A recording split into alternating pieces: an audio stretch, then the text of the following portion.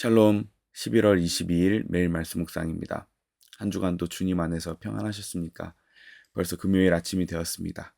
오늘도 주님께서 주시는 힘과 능력을 힘입어서 오늘 주어진 모든 것들을 잘 감당하고 주님 안에 평강한 그런 하루 되시길 소망합니다.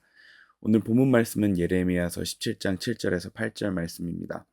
하나님 안에서의 정체성, 나는 뿌리를 내렸다 라는 제목으로 말씀 함께 나누기 원합니다. 제가 먼저 말씀을 봉독하겠습니다. 그러나 주님을 믿고 의지하는 사람은 복을 받을 것이다. 그는 물가에 심은 나무와 같아서 뿌리를 개울가로 뻗으니 잎이 언제나 푸르므로 무더위와 닥쳐와도 걱정이 없고 가뭄이 심해도 걱정이 없다. 그 나무는 언제나 열매를 맺는다. 아멘. 오늘 본문 말씀은 하나님을 의지하는 사람은 복이 있다, 행복하다 라는 그 말씀을 하고 있습니다. 하나님께 뿌리를 내린 사람은 어떤 사람일까요? 오늘 본문 말씀을 보면 하나님께 늘 마음을 향하는 사람이라는 것을 알 수 있습니다. 오늘 본문 말씀 전후로 그와 반대되는 경우, 즉 하나님께 뿌리를 내리지 않은 사람의 경우가 기록되어 있습니다. 오늘 본문 말씀 이전 5절 말씀에 보면 이런 말씀이 있습니다. 나 주가 말한다. 나 주에게서 마음을 멀리하고 오히려 사람을 의지하며 사람이 힘이 되어 주려니 하고 믿는 자는 저주를 받을 것이다. 이 말씀은 7절 말씀과 대조되는 말씀인 것입니다. 마음을 멀리하는 사람, 즉 하나님께 뿌리를 내리지 않은 사람은 하나님으로부터 마음을 멀리하고 오히려 반대로 사람을 의지하는 사람이라고 되어 있습니다.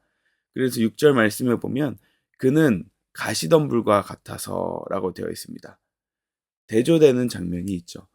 개울가에 뿌리를 내린 나무와 가시덤불과 같은 사람. 가시덤불과 같은 삶은 어떻게 되어 있냐면 가시덤불과 같아서 뿌리가 개울가로 뻗은 것이 아니라 그 마음은 마치 썩은 마음과 같다라고 기록되어 있습니다. 9절 말씀에 보면 만물보다 더 거짓되고 아주 썩은 것은 사람의 마음이니 누가 그 속을 알 수 있습니까? 그래서 각 사람의 마음을 살피고 심장을 감찰하며 각 사람의 행실과 행동에 따라 보상하는 이가 바로 나다라고 기록되어 있습니다. 그래서 가시덤불과 같은 마음은 좋은 것이 오는 것을 보지 못한다고 되어 있습니다. 그래서 땅도 어떻냐, 개울가에 심은 나무는 아주 비옥하지만 땅도 소금기가 많아서 사람도 살 수 없다라고 5절에도 기록되어 있습니다. 즉 나무가 제대로 뿌리 내리지 못하는 것은 땅이 소금기가 많고 썩어있기 때문이라고 합니다. 즉 이것이 바로 하나님을 의지하지 않고 사람을 의지하는 사람은 바로 가시덤불과 같다라고 기록하는 것입니다. 사람을 의지한다는 것은 무엇입니까? 하나님께 소망을 두는 것이 아니라 눈에 보이는 현상, 눈에 보이는 돈, 눈에 보이는 어떤 조건을 가지고 우리의 마음을 판단한다는 것입니다. 우리의 마음에 안정감과 행복과 기쁨이 눈에 보이는 것에 있다는 것입니다. 하나님이 아니라 말입니다. 그러나 오늘 본문 말씀에 어떻게 기록되어 있습니까? 개울가에 심은 나무는 주님을 믿고 의지하는 사람인데 이들의 결과는 마치 나무가 물가에 뿌리를 내려서 무더위나 가뭄이 있어도 걱정이 없다고 합니다. 무슨 말입니까? 내가 눈에 보일 때 무더위가 있고 가뭄이 있을지라도 내 삶의 환경이 가뭄과 같은 환경일지라도 우리의 마음이 물가에, 즉 하나님께 뿌리를 내렸기 때문에 늘 잎이 무성하고 열매도 맺는다라고 기록되어 있습니다. 그렇다면 하나님께 마음을 향한다는 것, 하나님께 뿌리를 내린다는 것은 구체적으로 어떤 것일까요?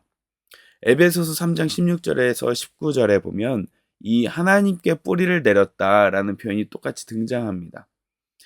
그 말씀이 이렇게 기록되어 있습니다.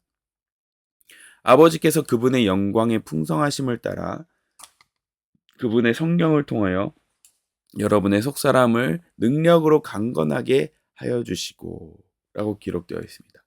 즉 속사람이 하나님의 능력으로 강건해지는 것. 우리의 환경과 삶의 모양은 가뭄이 있고 힘들지라도 속사람이 점점점 강건해진다는 것입니다. 그래서 17절부터 이렇게 표현되어 있습니다. 믿음으로 말미암아 그리스도를 여러분의 마음속에 머물러 계시게 하여 주시기를 빕니다. 여러분이 사랑 속에 뿌리를 박고 털을 잡아서. 아멘.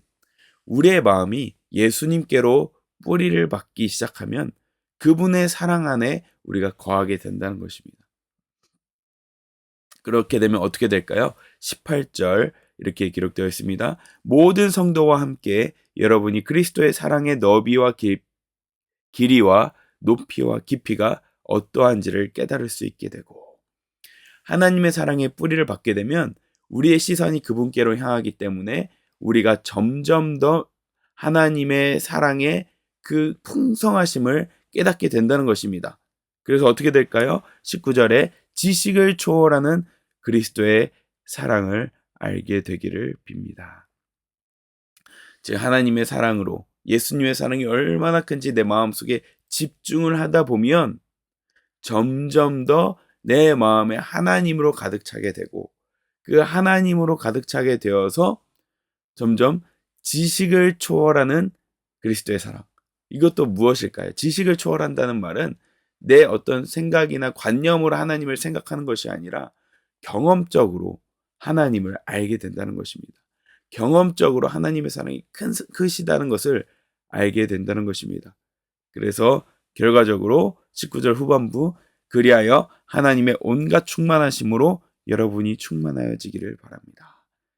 결과적으로는 그리스도의 사랑이 내 마음에 가득 차서 내 생각과 어떤 관념을 뛰어넘는 하나님의 충만하신 사랑이 내 마음에 가득하게 됩니다. 그래서 하나님을 의지하고 하나님을 생각하고 묵상하여서 내 주변 환경이 어떠하든지 내 마음속에 요동함이 없고 초조하지 않고 늘 담대함으로 살아갈 수 있게 된다는 것입니다. 저 여러분들의 마음 또한 오늘 하루 그리스도께 털을 박아서 그 뿌리를 내리는 하루가 되시길 소망합니다. 그리하여서 상황에 관계없이 내 마음에 기쁨이 있고 충만함이 있고 담대함으로 오늘 하루를 살아가시길 소망합니다. 그러므로 오늘 이렇게 선포하셨으면 좋겠습니다. 저를 따라하시길 바랍니다. 나는 하나님께 뿌리를 내렸다. 나는 언제나 나의 시선을 그리스도께 둔다. 그분의 사랑이 나를 지배한다. 그러므로 내게 어떤 도전이 직면하여도 나는 초조하거나 요동치 않고 그분의 사랑 안에 단호하다. 하나님은 내게 충만함으로 함께 하신다. 아멘. 오늘 이렇게 하나님 안에 뿌리를 내리고 요동치 않고 담대하게 주님의 사랑으로 충만한 오늘 하루 되시길 소망합니다. 기도하겠습니다.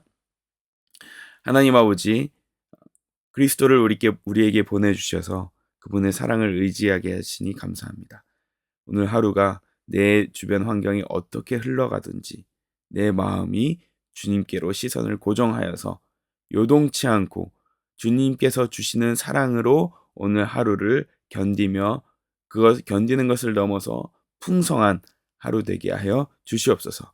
감사드리며 예수님 이름으로 기도합니다. 아멘.